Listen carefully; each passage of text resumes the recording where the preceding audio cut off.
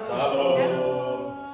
Iya, saya merasa bersyukur bahwa hari ini bisa dipercayakan satu kehormatan besar untuk saya bisa perdana mengajar. Sebelum kita mulai kelas, saya perkenalan dulu. Tadi memang sudah diperkenalkan. Saya akan memperkenalkan diri karena ada pepatah bilang tak kenal maka tak sayang. Tak sayang maka tak cinta. Iya, nama saya Haris Sandi Damai Sejahtera Gulo. Memang betul itu nama saya nggak bohong. Itu memang benar nama saya. Saya lahir tanggal 6 April pas peristiwa Paskah. Dan khotbahnya hari itu tentang damai sejahtera Allah. Pesan tentang kematian Yesus dan bapak saya sedang khotbah. Jadi nama saya itu mungkin doa dari beliau.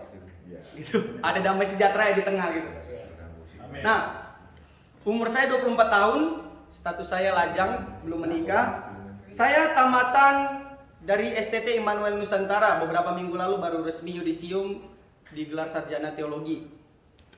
Saya bersyukur malam hari ini kita bisa bersama-sama. Saya akan sharing sedikit tentang beberapa ilmu saya yang saya pelajari lah di sekolah teologi tentang mengenal perjanjian lama.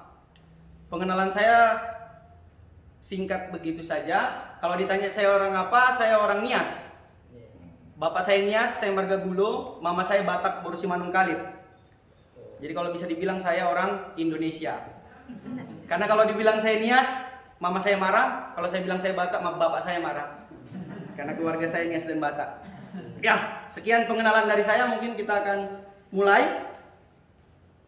Nanti akan ada tayangan ya untuk yang kami fasilitasi untuk mengikuti secara Google Meet. Saya akan share screen dari tempat ini, PowerPoint yang saya buat. Untuk mendukung kenyamanan kita bersama, saya harap semuanya bisa memute mikrofonnya masing-masing. Nanti pada waktu saya buka sesi tanya jawab, kita akan berdiskusi jika ada pertanyaan yang ingin ditanyakan. Sebelum mulai pelajaran kita berdoa, mari kita bersatu di dalam doa. Kami bersyukur Bapa Surgawi untuk malam ini. Kami berterima kasih atas berkat anugerah Tuhan, Sekolah Pelayanan Apostolik Perdana launching pada malam hari ini. Terima kasih bahwa sekolah ini hadir bukan meramaikan hasanah sekolah-sekolah yang sudah ada. Tapi kami yakin sekolah ini bergerak sesuai visi misi yang telah ditentukan untuk memperlengkapi para pelayan Tuhan, khususnya di Gereja Kristus Apostolik, diperlengkapi untuk senantiasa bisa menjadi pelayan Tuhan yang menjadi berkat, membimbing jemaat, serta orang banyak mengenal Kristus lebih dalam lagi. Kami akan memulai pelajaran kami yang pertama. Berkati kami semua, hamba-Mu juga berkati agar apa yang hamba sampaikan bisa dimengerti. Melepaskan roh pengertian untuk kami semua dapat mengerti lebih dalam apa yang sedang kami pelajari malam hari ini. Demi dan di dalam nama Yesus kami berdoa. Amin. Oke, kita akan belajar tentang mengenal perjanjian lama. Kalau kita bicara perjanjian lama, maka kita akan membahas tentang Alkitab terlebih dahulu. Oke. Yang pertama yang perlu kita mengerti bahwa perjanjian lama merupakan bagian Alkitab. Nah, Alkitab itu sendiri diambil dari bahasa Yunani yang berarti Biblos, yang diinggriskan, ditranslate ke bahasa Inggris yaitu Bible. Nah, ini yang paling penting. Pada poin yang kedua, Alkitab bukanlah sebuah kitab biasa.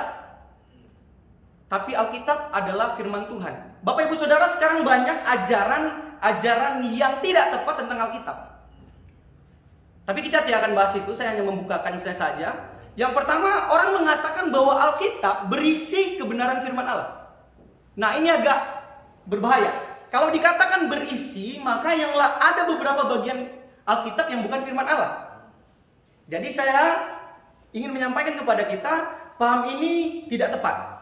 Alkitab, sesuai yang saya tulis di PowerPoint saya, adalah firman Tuhan yang memuat wahyu Tuhan. Alkitab 100% adalah firman Tuhan. Ini penting. Amin.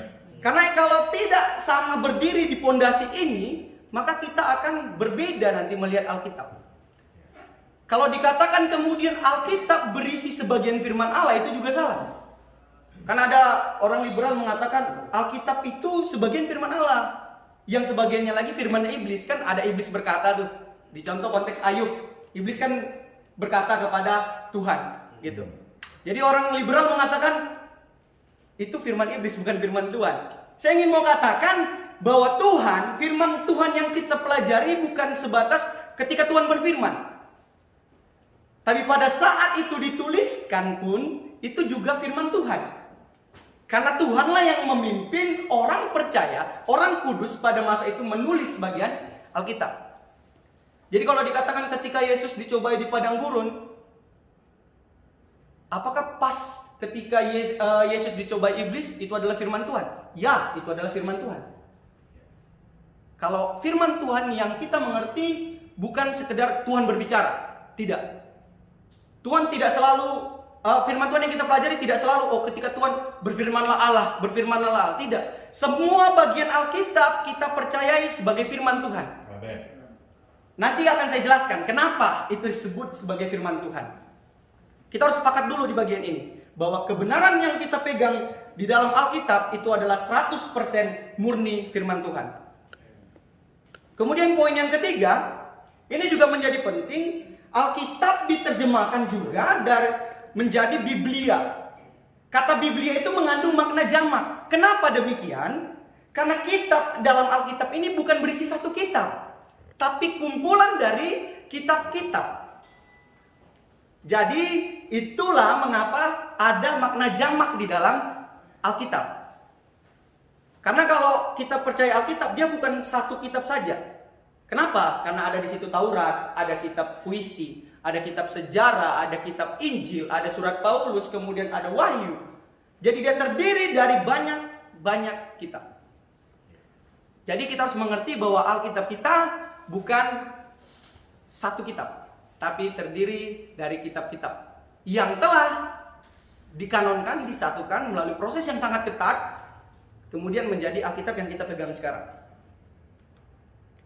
Nah, pada bagian berikutnya ini menekankan tentang kenapa Alkitab itu berbentuk jamak. Karena kita percaya perjanjian lama kita terdiri dari 39. Kita percaya bahwa 39 kitab yang sekarang kita pegang di dalam perjanjian lama kita itu adalah firman Tuhan. Itu perjanjian lama. Kemudian perjanjian baru terdiri dari 27 kitab. Jadi itulah kenapa dia tidak tunggal, tapi dia berbentuk jamak, Biblia. Ada makna jamak di dalamnya. Karena dia terdiri dari beberapa kitab. Oke, kita lanjut. Nah, ada beberapa keunikan dari penulisan Alkitab, Bapak Ibu Saudara. Saya mau share, ini sebagai ilmu buat kita. Yang pertama, Alkitab kita ditulis oleh 40 penulis yang berbeda. Berbeda karakternya, berbeda zaman dia tinggal, berbeda budayanya, dan ditulis juga dalam 3 bahasa. Bahasanya beda. Perjanjian baru ditulis dalam bahasa Yunani. Perjanjian lama Ibrani dan Aram. 3 bahasa ditulis oleh 40 penulis yang berbeda. Itu uniknya. Kemudian inti dari Alkitab itu sama. Alkitab itu jangan kita mengerti sebagai sebuah buku sejarah saja, tidak. Alkitab tidak buku sejarah. Kalau Alkitab adalah buku sejarah, maka dia bukan firman Tuhan. Dia hanya seperti buku sejarah biasa. Sejarah mungkin peradaban Mesir, sejarah peradaban Israel. Dia bukan hanya sekedar sejarah, tapi dia lebih dari sejarah, yaitu dia adalah firman Tuhan. Tapi dia menyatakan sejarah di dalamnya. Jadi dia lebih tinggi dari sejarah. Tidak bisa kita samakan dengan buku sejarah biasa. Karena firman Allah itu menyatakan tentang diri Allah kepada manusia. Jadi kalau ditanya Alkitab itu kitabnya siapa? Sebenarnya Alkitab itu adalah kitabnya Tuhan. Menyatakan penyataan diri Tuhan, wahyunya Tuhan kepada manusia. Jadi Tuhanlah yang menjadi subjek dalam Alkitab, bukan manusia. Ini menjadi penting. Supaya kita bisa melihat Tuhan di dalam Alkitab. Bukan melihat manusianya di dalam Alkitab, melihat Tuhan bekerja kepada tiap-tiap manusia. Di setiap zaman, di setiap era, di setiap kehidupan manusia. Dari mulai penciptaan sampai nanti kedatangan Yesus kedua kali. Yang diceritakan Alkitab adalah menyatakan diri Tuhan, bukan menyatakan siapa manusia. Subjeknya adalah Tuhan. Tuhan yang kita ingin tahu di sana, itu kitabnya Tuhan. Ini menjadi penting. Nah, kemudian yang diceritakan di Alkitab ini adalah berbicara perjanjian Allah, Tuhan dengan manusia. Waktu kita sharing dengan Pak Untung, kalau kita melihat, kalau Gereja Kristus Apostolik sendiri melihat Alkitab, itu berbicara covenant, ya Pak ya. Pendekatannya adalah covenant, perjanjian. Kenapa? Karena itulah yang paling tepat untuk melihat seluruh bagian Alkitab. Kita melihatnya dari pendekatan covenant tadi, perjanjian. Kenapa Bapak Ibu Saudara? Ketika kita baca Kejadian pasal 1, ayat yang pertama dikatakan apa? Pada mulanya Allah. Ini menjadi penting.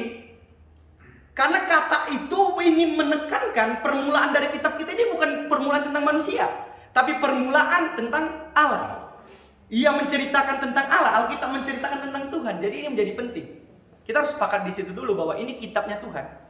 Yang juga di dalamnya ada cerita-cerita tentang manusia. Tapi yang menjadi subjek dalam Alkitab adalah Tuhan itu sendiri. Supaya kita mengerti tentang kebenaran ini lebih jauh lagi, kita lebih enak untuk mengertinya. Supaya kita jangan cari siapa manusia di dalamnya, enggak. Pesan utamanya bukan tentang manusia, tapi tentang Tuhan yang selalu menyertai kehidupan manusia. Kemudian yang ketiga, keunikan Alkitab adalah inerensi. Inerensi itu adalah ketidakbersalahan Alkitab. Alkitab tidak salah, tidak punya potensi salah, dan tidak mungkin untuk salah. Itu menjadi penting untuk kita percaya bersama. Karena kalau dia berpotensi untuk salah, kalau Alkitab berpotensi untuk salah, maka Tuhan juga salah. Karena itu adalah wahyunya Tuhan. Kita harus mengerti bahwa Alkitab tidak mungkin salah. Kita harus setuju di bagian ini. Karena kalau kita menganggap Alkitab mungkin untuk salah, maka kita akan membuka ruang untuk beberapa bagian akan dikritisi, akan diserang oleh orang-orang di luar Kristen. Kita harus percaya dulu di bagian ini. Alkitab tidak mungkin salah. Tidak bisa salah dan tidak berpotensi untuk salah. Jadi dia benar. Kenapa? Karena dia adalah wahyunya Tuhan. Itulah keunikan. Ada 3 keunikan dari kepenulisan Alkitab, Bapak Ibu Saudara.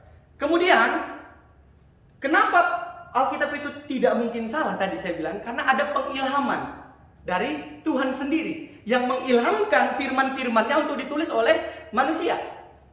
Nah, beberapa ada teori-teori pengilhaman. Kita mau lihat dulu teori pengilhaman. Mana sih teori pengilhaman yang kita percayai sebagai umat Kristen? Yang pertama adalah pengilhaman mekanis. Pengilhaman mekanis ini adalah bahwa para penulis Alkitab itu berfungsi sebagai mesin tiknya Tuhan.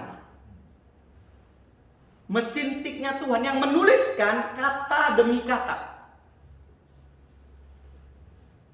Teori pengilhaman yang pertama, mekanis. Kemudian yang kedua, pengilhaman dinamis. Pengilhaman dinamis ini memunculkan satu pernyataan bahwa haruslah orang yang dipilih Tuhan secara langsung seperti Rasul dan Nabi yang menuliskan Alkitab. Maka kalau tidak ada di antara Rasul dan Nabi atau bukan penulis Alkitab itu, penulis kitab itu bukan Rasul dan Nabi, maka kategori itu tidak boleh dijadikan sebagai firman Tuhan. Ini seyogianya menganggap bahwa kekudusan manusia bisa menjadi fokus utama dari kitab-kitab itu.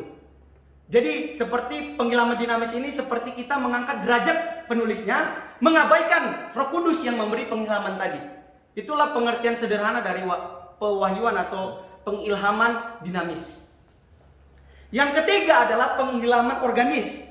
Yang dimaksudkan di sini adalah seperti yang diceritakan di Kisah Rasul 9 ayat 15, di mana manusia adalah alat Tuhan untuk menyampaikan firman-Nya, yang dipakai Tuhan untuk menyampaikan firman-Nya tanpa menghilangkan kepribadian dari orang tersebut. Ini teori-teori pengilhaman. Pertanyaannya adalah, di mana orang Kristen? Teori mana yang orang Kristen setujui sebagai teori pengilhaman tadi? Pengilhaman yang kita percaya adalah organis. Kenapa nggak mekanis? Karena kalau kita lihat Alkitab, itu memiliki gaya bahasa yang berbeda, Bapak Ibu. Bapak Ibu baca Mazmur, kemudian Bapak Ibu baca Amsal, itu berbeda jenis tulisannya. Bapak Ibu baca Injil Markus dengan baca Injil Lukas, itu juga berbeda. Jadi nggak mungkin dia mekanis. Karena kalau mekanis, maka seragam bahasanya. Karena dia kan mesin tiknya Tuhan. Berarti Tuhan sendiri. Gitu loh. Berarti setiap, misalnya Daud menulis Mazmur, kemudian Salomo menulis Mazmur, itu bakal sama pola bahasanya. Karena dia mesin. Tidak. Itu seperti menghilangkan kepribadiannya. Tapi kalau kita lihat Alkitab itu berbeda. Kita baca Injil surat Petrus berbeda dengan surat Paulus. Kita baca Injil Markus itu lebih berantakan. Kalau kita lihat bahasa Yunaninya, itu lebih berantakan dari Matius dan Lukas. Kenapa? Karena Markus memang bukan ada basic seorang cendekiawan. Dia adalah seorang murid Tuhan yang tidak resmi. Kita bilang tidak resmi karena tidak diangkat rasul. Nah, itu yang menjadi penting. Kenapa pewahyuan mekanis atau pengilhaman mekanis ini kita tolak? Kenapa? Karena ada beberapa perbedaan kosakata, perbedaan gaya bahasa di dalam Alkitab. Kalau kita menelitinya. Jadi kalau kita kan baca Alkitab sekarang kan bahasa Indonesia hampir sama kan? Karena bahasanya bahasa Indonesia. Tapi kalau kita buka bahasa aslinya, itu memiliki perbedaan-perbedaan. Markus lebih kasar, Paulus lebih tegas, Lukas lebih teliti. Jadi ada perbedaan-perbedaan di situ. Dalam perjanjian lama juga sama. Cara Musa menulis dengan cara Yosua menulis, cara Samuel menulis itu berbeda. Ada perbedaan. Perbedaan budaya, perbedaan bahasa mungkin sama. Mereka pakai bahasa Ibrani. Tapi secara gaya bahasanya itu pasti berbeda. Seperti saya menulis dengan Pak Untung menulis mungkin berbeda gaya bahasa kami berdua. Itulah menunjukkan bahwa tidak ada dihilangkan kepribadian manusia atau penulis kitab itu di dalam kepenulisan Alkitab. Tidak ada hilang kepribadiannya. Dia tetap menjadi Musa, dia tetap menjadi Daud ketika dia menuliskan bagian itu. Itu menjadi penting. Lalu kenapa nggak dinamis? Kalau dinamis, maka ini seperti tadi saya katakan, seperti mengkultuskan penulisnya. Mengkuduskan penulisnya. Dan melupakan bahwa Roh Kudus yang memberi pengilhaman tadi. Jadi seakan-akan, penulisnya tulisan suci. Baru seakan-akan kita akan pisahkan bahwa yang resmi sebagai Injil adalah cuma Matius dan Lukas dan Yohanes. Sementara Matius dan juga Lukas dan Yohanes. Sementara Markus dan Lukas bukan. Kenapa? Karena Markus dan Lukas bukan dari rasul yang dipilih Yesus. Ini agak berbahaya kalau kita menggunakan pewahyuan dinamis. Kenapa? Karena pengertian pewahyuan yang kita katakan tadi bukan dinamis. Karena setelah diteliti, pewahyuan dinamis ini agaknya mengkultuskan dan mengkotak-kotakkan Alkitab yang sudah ada. Seperti contohnya, kalau kita menganggap hal ini, berarti kita bisa melihat bahwa tadi Injil Markus dan Injil Lukas bukanlah firman Tuhan, tapi mereka hanya tulisan biasa. Kalau kita melihatnya dari segi pengilhaman dinamis, berbahayanya karena kita mengkultuskan penulisnya gitu loh, dan mengabaikan bahwa sebenarnya Roh Kudus lah yang memberi pengilhaman, memberi nafasnya. Kalau kita melihat arti paling dekat dari kata pengilhaman itu adalah dinafaskan, dihembuskan, dinafaskan oleh Allah. Jadi sebenarnya pada saat penulisan itu mereka yang menguasai itu Roh Kudus, tapi dengan tidak menghilangkan kepribadiannya. Makanya Markus menulis tetaplah jadi Markus, Matius menulis tetaplah jadi Matius. Tapi tulisan mereka dipercaya sebagai firman Allah. Karena apa? Bukan manusianya yang menjadi fokus utamanya, tapi yang memberi pengilhamannya, yaitu Roh Kudus itu sendiri. Kemudian menjadi penting setelah kita belajar teori-teori itu, ketiga teori tadi yang kita percaya adalah pewahyuan atau pengilhaman organis, di mana manusia dijadikan alat untuk menulis firman Tuhan tanpa menghilangkan kepribadiannya. Nah, dari pendapat itu maka kita akan bisa menyusun 4 penyataan Alkitab tentang pengilhaman. Yang pertama, pengilhaman bukanlah pendiktean mekanis. Tadi seperti yang saya katakan, pengilhaman mekanis itu siapa sih yang mempercayai gitu. Kalau kita lihat agama Hindu juga mempercayai pengilhaman mekanis. Karena itu langsung dituliskan oleh orang-orang suci mereka berkat dari Tuhan. Jadi mereka seperti mesin. Kemudian agama Islam juga mempercayai yang sama. Itu buku yang turun dari surga. Bahkan bahasanya disebut sebagai bahasa surga. Karena didiktekan gitu loh. Tapi kalau kita tidak memegang itu, kenapa? Karena tidak ada keseragaman di antara bahasa-bahasa Alkitab. Berbeda gaya-gaya bahasanya. Mazmur ditulis Daud itu berbeda dengan ditulis oleh Salomo, ditulis dari Bani Korah. Itu berbeda gaya-gayanya.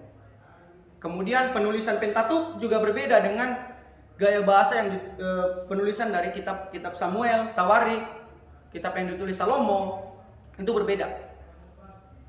Kemudian yang kedua, yang menjadi penting dari penyataan Alkitab tentang pengilhaman adalah bahwa dalam pengilhaman Allah tidak melenyapkan gaya bahasa, pandangan, dan kondisi kultural daripada penulis. Tidak dihilangkan hal-hal itu. Karena yang menulis tetaplah menjadi diri mereka sendiri. Yang berbeda lah ketika mereka menulis, Roh Kudus yang menafaskan itu. Mereka dipimpin, dikuasai oleh Roh Kudus.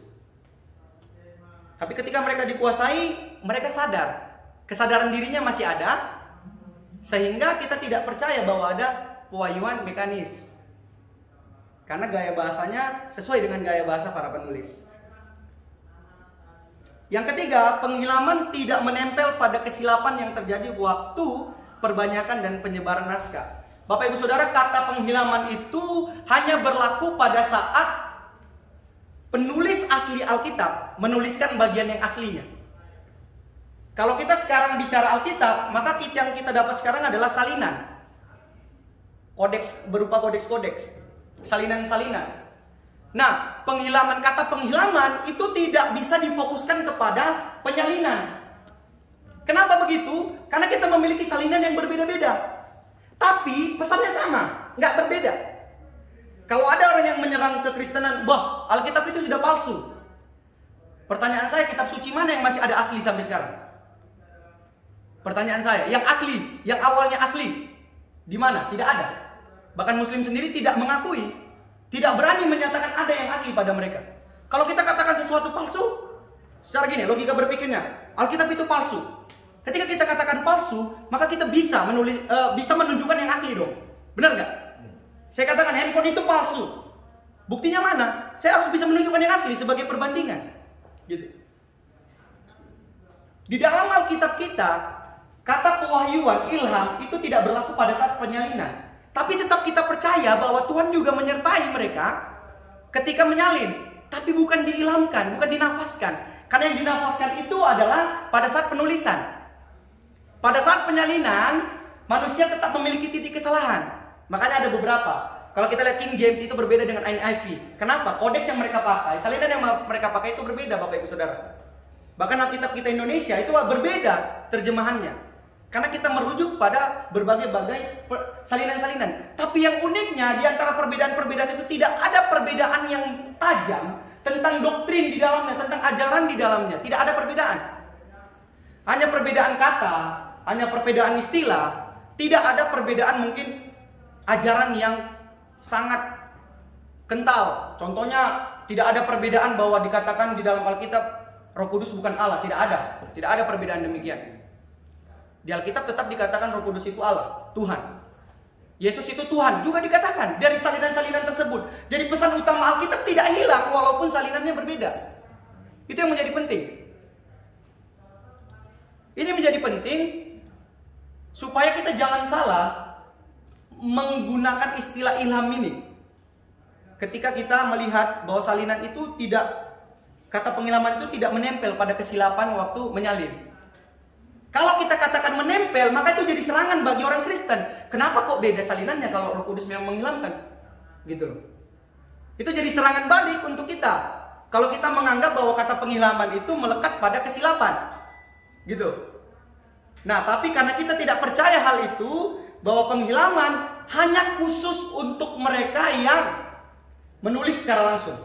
Tapi untuk ketika mereka menyalin teks-teks Alkitab, tetap mereka dipenuhi atau dijaga oleh Roh Kudus. Bahkan ketika salinannya diperbanyak, diajarkan, tetap dijaga.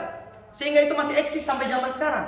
Bapak Ibu Saudara, kalau kita lihat zaman perjanjian baru, berapa itu hancur peradaban orang Kristen. Dari zaman Yesus sebelum lahir, peperangan terjadi di Israel. Israel diperbudak. Kemudian setelah itu, zaman Kaisar Nero dihancurkan Yerusalem. Kitab sucinya pasti. Kemana kitab sucinya? Harusnya hilang. Tapi kenapa bisa ada sampai sekarang? Karena Roh Kudus tadi yang menjaga, dia menjaga. Tuhan menjaga senantiasa kitab-kitab itu sehingga tidak musnah. Melewati banyaknya pembuangan, melewati siksaan, penderitaan, pembakaran, penghancuran. Tapi kitab itu tetap ada sampai sekarang. Itulah uniknya. Ini menjadi penting poin yang ketiga untuk kita saksikan atau kita percayai bersama-sama. Yang keempat, pengilhaman tulisan Alkitabiah tidak dapat disamakan dengan inspirasi sastra agung. Ini tidak bisa disamakan, Bapak Ibu Saudara. Kalau kita menyamakannya, maka kita akan menyamakan ini dengan kisah-kisah atau kisah inspiratif yang lahir pada abad-abad pertama atau sebelum Yesus lahir. Itu banyak filsuf-filsuf yang menulis tentang sastra agung. Tapi bedanya, mereka tidak menceritakan tentang Allah. Mereka menceritakan tentang kehidupan peradaban manusia. Jadi fokusnya berbeda. Makanya tadi yang pertama saya tekankan di awal adalah Alkitab ini buku tentang Allah, bukan buku tentang manusia semata. Tapi ini buku tentang Allah. Dia tidak bisa disamakan dengan sastra agung. Karena Alkitab lebih dari sastra agung. Karena dia wahyu Tuhan, firman-Nya Tuhan. Dia bukan hanya sekedar sastra agung. Kalau dia dikatakan sastra agung, maka lagi-lagi kita akan menaikkan derajat penulisnya daripada penghilaman Roh Kudus tadi. Itu menjadi berbeda pengertiannya. Jadi 4 pernyataan ini harus kita pegang bersama-sama tentang pengilhaman. Teori pengilhaman ada 3. Mekanis, dinamis, dan organis.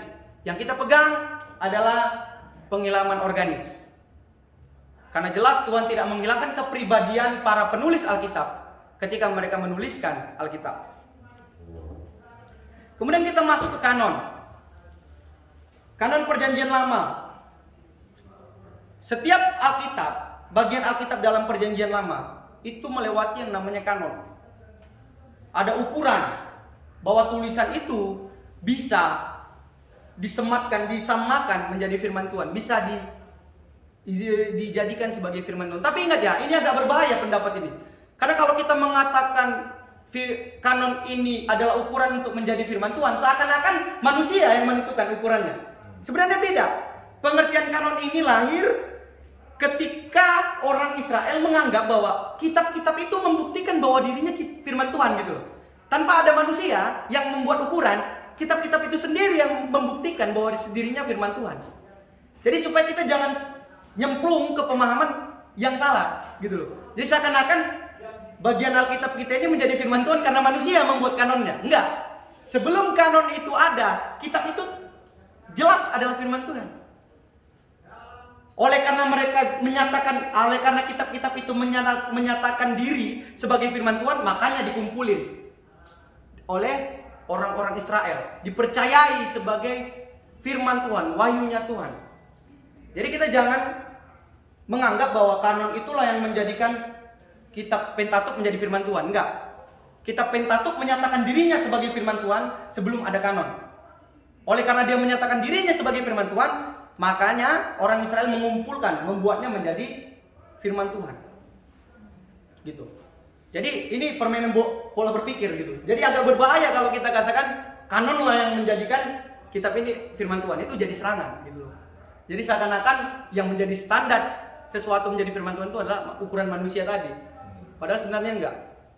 Kanon itu lahir karena orang Israel menganggap ada beberapa kriteria untuk satu kitab dinyatakan sebagai firman Tuhan.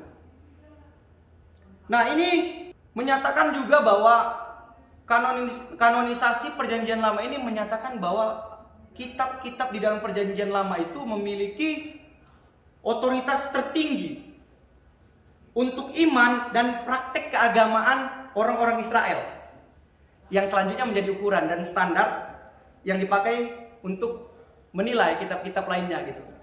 Jadi kitab-kitab dalam Perjanjian Lama itu adalah memiliki standar yang tertinggi untuk menentukan satu nilai benar atau salah. Sehingga dari kitab-kitab itulah diadopsi kemudian yang tadi saya bilang kanon tadi. Nanti kita akan bahas apa sih syarat kriteria kitab yang bisa dikatakan sebagai firman Tuhan. Nah, ini menjadi penting untuk kita pahami bersama bahwa kanon itu tidak menjadikan kitab sebagai firman Tuhan. Itu menjadi penting ya, itu harus digarisbawahi. Kanon tidak menjadikan kitab sebagai firman Tuhan. Tapi kitab itu sendiri menyatakan dirinya sebagai firman Tuhan. Sehingga dia dikanonkan, gitu. Jadi itu logika berpikir yang tidak boleh terbalik. Karena akan berbahaya nanti kalau kita membalik pemahaman itu.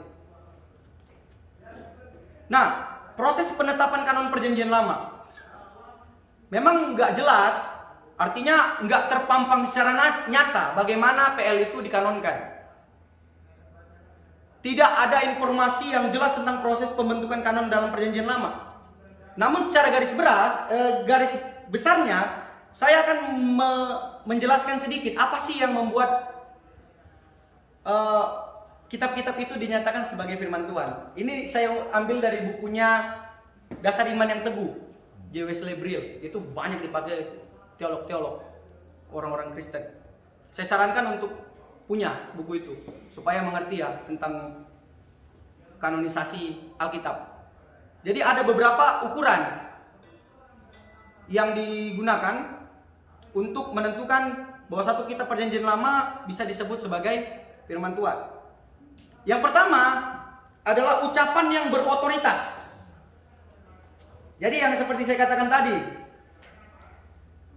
pada mulanya penyataan Allah kepada umat Ibrani dalam kebanyakan kasus disampaikan secara lisan, Bapak Ibu. Diucapkan secara lisan.